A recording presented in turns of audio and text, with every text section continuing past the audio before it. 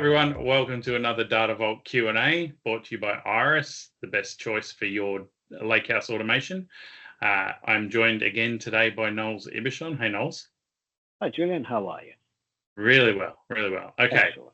Very quick question. When should you not use Data Vault? Excellent question. If something is not broken, don't fix it. So that's one sort of maxim that always sticks in the back of my mind. Yep. If you have a platform that deals with all of your integration challenges, all of your system topology challenges, deals with all of your business rule challenges, deals with all of your business requirements, and it's not Data Vault, why change it? Yeah. Now, unfortunately, that's a bit of a unicorn. Yeah. I've come across an organization a number of years ago that had a very successful analytics program. They were not using Data Vault. And on the question as to how much change do they manage within their warehouse environment, they went, we sort of see 2 or 3 columns a year changing. And their business strategy was whatever they do, whatever acquisitions they make, whatever expansion they do, they all leveraged a single platform, a singular platform, no ifs, no buts, no exceptions at all.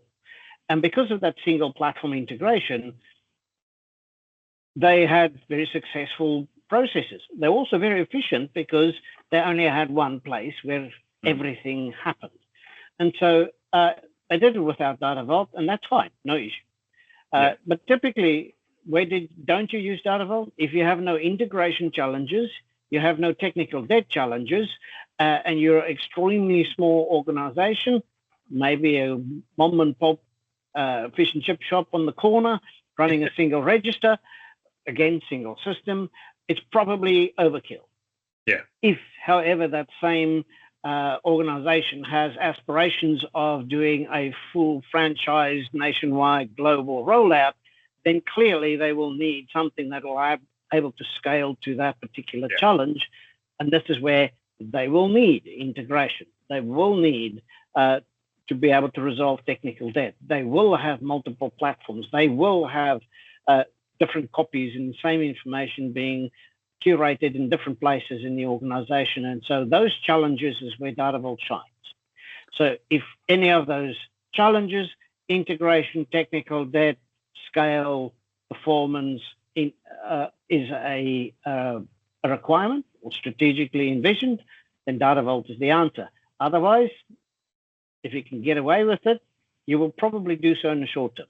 Yeah, I mean, I think we've all seen those really smart teams who have guys with lots of grey hair who know every system back to front, and they've built a series of marks or something that work for what's needed and that doesn't change very often.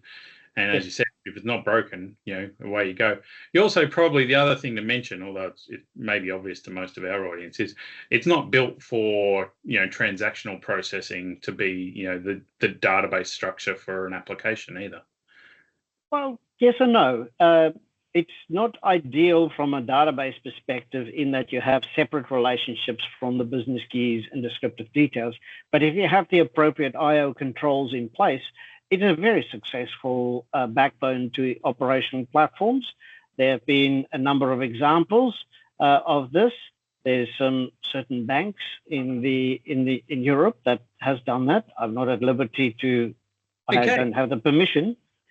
There are some other leisure organizations that have done similar things. There are some software vendors that are using similar strategies as their metadata backend for these particular or utilizing Data Vault because it's Internet only, right? Yeah. So the fastest operation on all platforms, bar none, is read. Yeah. The second fastest is a straight insert. Yeah. And then we go down the rabbit hole of different things to the point where updates are probably universally the slowest on most platforms. And so by focusing on those first 2 fastest operations on all storage architectures, we still, yes, it will scale. Yes, you will need some sort of intermediate layer to manage the I/O for your operational systems.